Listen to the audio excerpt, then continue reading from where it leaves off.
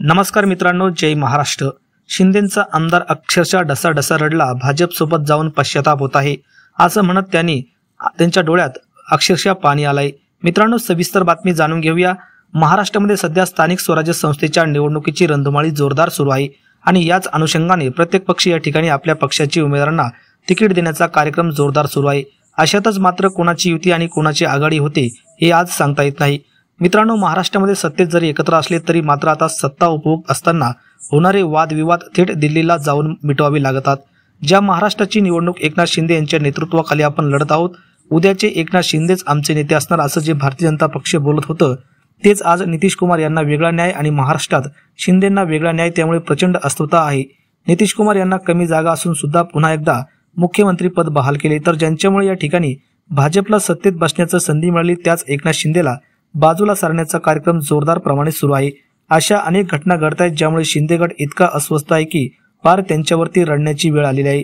थोडं काय झालं तरी दिल्ली गाठावी लागते। जे ठाकरेंना बोलायचे की सोनिया चिरणी आपण जाता, मात्र या ठिकाणी शिंदे गटाचे नेते आणि शिंदे दर आठवड्याला या ठिकाणी अमित शहाकडे छोट्या मुलासारखी तक्रारी घेऊन जात असल्याचा आरोप या ठिकाणी शिवसेनेच्या ठाकरे गटाने केला आहे।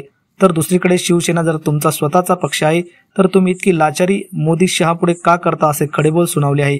शिंदे गटामध्ये बरेच आमदार नाराज असून या ठिकाणी घोडचूक केली आणि भाजप सोबत आलो अशी म्हणण्याची वेळ त्यांच्यावरती येऊन ठेपलेली आहे। तर खासगी चर्चेमध्ये बोलताना असताना सरळ त्यांनी भाजपवरती आरोप केले आहेत।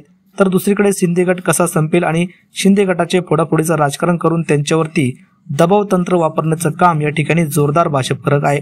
त्यामुळे रवींद्र चव्हाण असतील, देवेंद्र फडणवीस असतील, यांच्या आशीर्वादाने शिंदेंचंच नगरसेवक फोडण्याचं जोरदार काम सुरू आहे। तर शिंदेंना अनेक ठिकाणी बाजूला सारल्यामुळे या ठिकाणी युतीमध्ये सर्व काही अलबेल असल्याचं बोललं जात आहे। वरच्या स्तरावरती युती आणि कार्यकर्त्यांची निवडणूक आली की स्वतंत्र निवडणूक हा काही या ठिकाणी बरोबर पायंडा नाही असं शिंदे गटाचे नेते आता म्हणू लागले। त्यामुळे आता भारतीय जनता पक्षाने जे रंग ओढले आहेत ते आता शिंदे गटासाठी डोईजड ठरलेले आहे।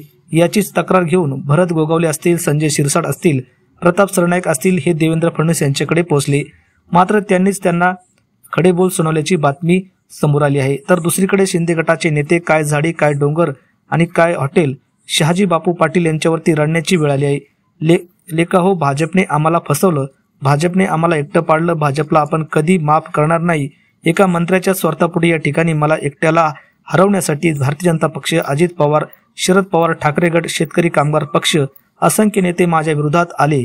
आम्हाला या तालुक्यातून भाजपला शिंदे गट संपवायचा आहे आणि हीच आमच्यावरती रडण्याची वेळ आली असे शहाजी बापू पाटील यांनी बोलताना डोळ्यामध्ये अश्रू आणले।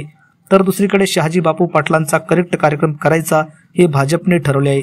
त्याचबरोबर मी हॉस्पिटल असताना 15,000ची लीड दिली असं शहाजी बापू पाटील जरी म्हणत असतील तरी सगळीकडे मात्र ही बाब समोर येऊ लागलेली आहे की शिंदे गटाचा करेक्ट कार्यक्रम करून शिंदे गटातील नेत्यावरती आता रडण्याची वेळ आपल्याला आलेली आहे। तर मित्रांनो, याबाबत आपल्याला काय वाटतं, आपल्या प्रतिक्रिया नक्की कमेंटच्या माध्यमातून व्यक्त करा।